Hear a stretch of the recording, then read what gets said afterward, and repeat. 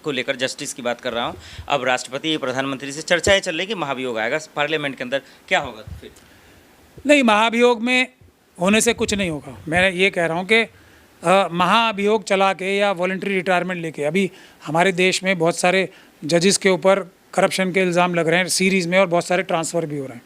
मेरा ये मानना है किसी भी डिपार्टमेंट में अगर भ्रष्टाचार के किसी के ऊपर आंदोलन लगते हैं, आरोप लगते हैं, बट वहाँ इस बात को कहने से पहले मैं ये भी कह दूँ कि मैं उन लोगों में से हूँ जो जुडिशरी की इंडिपेंडेंस को बचाने के लिए अपनी जान भी दे सकता हूँ, क्योंकि बाबा साहब ने ये एक सबसे महत्वपूर्ण चीज़ों में से एक चीज़ बनाई है संविधान में, जुडिशरी आज़ाद, निष्पक्ष और पारदर्शी।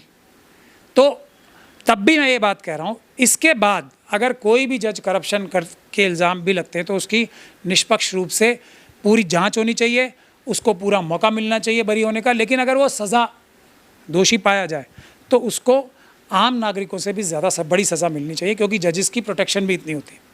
तो इस परिप्रेक्ष्य में अगर आप देखोगे, अभी हमने इलाहाबाद हाई कोर्ट में एक बड़ी हमारी वकीलों की वो भी हुई थी, एक कॉन्फ्रेंस हुई थी जिसमें 80% से ज़्यादा जजेस को करप्ट बताया गया था, हर लेवल पे, सुप्रीम कोर्ट से लेकर डिस्ट्रिक्ट कोर्ट तक।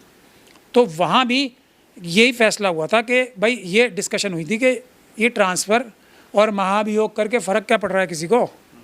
आजकल जो डिस्ट्रिक्ट कोर्ट में आशीष अग्रवाल साहब, अभी एक जज साहब का अलमत पकड़ा गया है, हाई कोर्ट ने परमिशन नहीं दी इनके खिलाफ एफआईआर करने की जज साहब के, लेकिन ट्रांसफ़र कर दिया। तो ट्रांसफ़र, मेरा मानना ये है कि मदद होती है किसी भी भ्रष्ट अधिकारी को, चाहे वो सरकारी अधिकारी हो या दूसरा अधिकारी हो। ट्रांसफ़र का मतलब ये है कि उसको मदद की गई है कि हाँ भाई, तुमने अपनी जो पैसे चुरा लिए, पब्लिक तुम्हारे से बड़ी नाराज़ है, तो अभी हम तुम्हें ट्रांसफ़र करके लोगों का ध्यान तुम्हारे से हटा देते हैं और बाद में तुम्हें हम वापस ले आएंगे। अगर वापस नहीं भी लाएंगे तो माल तो तुमने कमाई लिया ना, नुकसान क्या हुआ? और माल किस प्रकार के कमा रहे हैं ये लोग? करोड़ों करोड़ों रुपए तो बेल के मांग रहे हैं, एक एक बेल के, और हज़ारों करोड़ के इल्ज़ाम लग रहे हैं। एक जज के ऊपर तो अभी 5,000 करोड़ का इल्ज़ाम लग ही रहा है, जो 500 करोड़ का बोल रहे हैं, असल में वो 5,000 करोड़ का है। ऐसा चर्चाएँ कोर्ट वकीलों के बीच में तो आम है।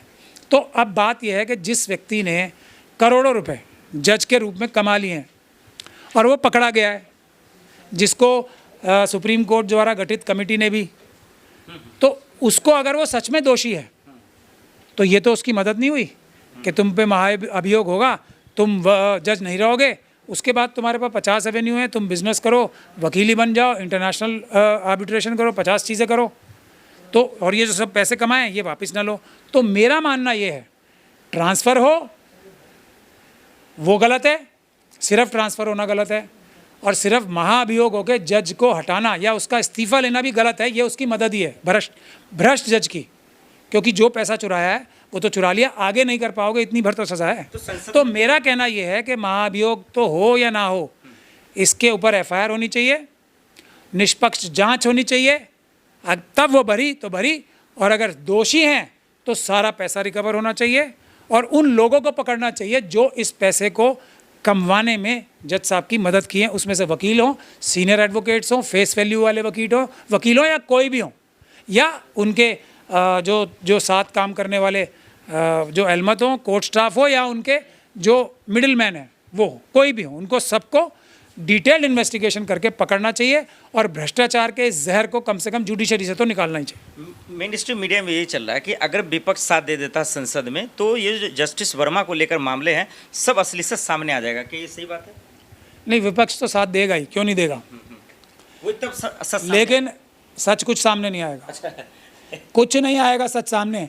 सच सामने आने का एक ही तरीका है, एफआईआर दर्ज हो और एक इन्वेस्टिगेशन हो प्रॉपर इन्वेस्टिगेटिंग एजेंसी द्वारा। ये जजों द्वारा जो इंक्वायरी की गई है ना, इनके पास इतनी शक्ति नहीं होती कि कोई भी एविडेंस इकट्ठा कर सकें। वो एक आईओ, इन्वेस्टिगेटिंग ऑफिसर के पास, और एक एजेंसी के पास होती है वो ताकत। कुछ नहीं होगा उसमें, कुछ भी नहीं होगा, मामला रफा दफा होगा कि इनको हमने नौकरी से निकाल दिया, देश की जनता खुश हो जाएगी, लेकिन ये बहुत बड़ा धोखा होगा। अगर वो जज साहब निर्दोष हैं तो उन्हें खुद कहना चाहिए मेरे खिलाफ एफआईआर करो, इन्वेस्टिगेशन करो, मैं अपने आप को बेगुनाह साबित करूंगा। ये होना चाहिए, और ये मैं किसी एक जज की बात नहीं कर रहा हूँ, ये फार्मूला बनना चाहिए। इंप्रेशन ऐसा जा रहा होगा कि मैं किसी एक व्यक्ति के बारे में बात कर रहा हूँ, नहीं, ये फार्मूला बनना चाहिए, और इन्वेस्टिगेशन होनी चाहिए। वही जो ये बैलेट पेपर लाने की जो लड़ाई लड़ रहे हैं हम ना, वीडियोग्राफी सहित, सीसीटीवी कैमरा सहित, और वो पब्लिक डोमेन में, यानी कि पब्लिक को भी दिखाई जानी चाहिए। एक बार चार्जशीट फाइल हो जाए कि हमने इतने निष्पक्ष रूप से इन्वेस्टिगेशन की है, कुछ मदद नहीं की और कुछ हमने गलत सबूत नहीं लाए, तभी न्यायिक व्यवस्था ठीक होगी। वरना बहुत बुरा समय चल रहा है। और मैंने तो एक गुजारिश की थी ना, अगर कोई ईमानदार है हमारे सिस्टम में तो जस्टिस ओ कभी रिटायर हुए ना, उनकी एक कमेटी बना दें, ठीक है, वो अपने आप सुधार लेंगे जुडिशरी को और 6 महीने के अंदर सुधार देंगे। लेकिन कोई भी व्यक्ति, मेरा जैसा खदशा है या अंदाज़ा है, जस्टिस ओ को ऐसी किसी कमीशन का इंचार्ज नहीं बनाएगा। वही बनाएगा जो बिल्कुल ईमानदार होगा, भारत के संविधान के प्रति वफादार होगा। बनाएं जस्टिस ओ को, अभी दूध का दूध पानी का पानी हो जाएगा। पूरे देश में 6 महीने में कर देंगे। मुझे उनके बारे में जितना पता है, जितने वो एफिशिएंट हैं, जितने ईमानदार हैं और जितने वो जल्दी काम करने वाले हैं इफ़ेक्टिव तरीके से, तो मैं आप बता रहा हूँ हमारे चीफ जस्टिस साहब भी ये सुनेंगे, प्रधानमंत्री जी भी ये सुनेंगे, राष्ट्रपति महोदया भी ये सुनेंगी, हमारे विपक्ष के नेता भी सुनेंगे। जस्टिस ओका को जुडिशरी में रिफॉर्म लाने के लिए 1 मैन कमीशन का इंचार्ज बना दें। चलिए, बहुत शुक्रिया। बहुत शुक्रिया।